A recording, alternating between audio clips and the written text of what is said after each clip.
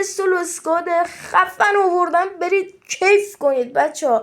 یه یارشون افکی بود البته بچه بودن، یه سی تک به 3 زدم خب، و یه یارشون افکی بود دیگه و تقریبا میشه که گفت که من سولو اسکواد کردم، چون یه نفر دیگرم میزنم وسطا، یه تک به 4 میزنم. و بچه اینجا یه لحظه باگ میخوره گوشیم خب، و منتظر لود شدن بازی بودم. اینجا روزه رو میبینم، یه موومنت های خفن میزنم، بک میدم.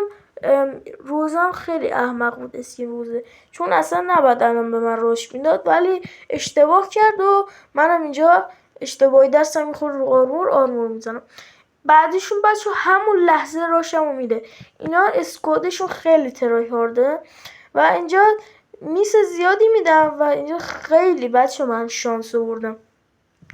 و اینجا اینم دمیج میکنم و میخواد فرار کنه ولی نمیتونه از دست من فرار کنه و فینیشش میدم. این یکی هم میام فینیشش میدم. چون ادامه ویدیو رو من صحبت نمی کنم، چون احساس میکنم اگه من صحبت نکنم ویدیو بیشتر ویو میخوره و بیشتر شما دوست دارید.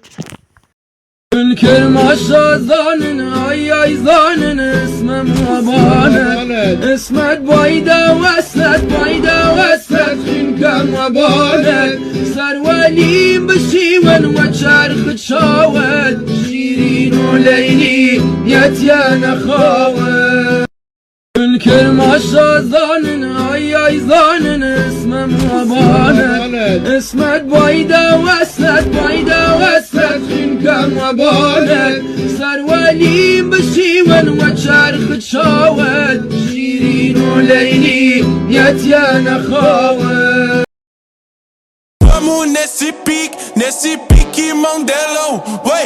Vamos nesse pique favelão, vai. Bota placa pra raspar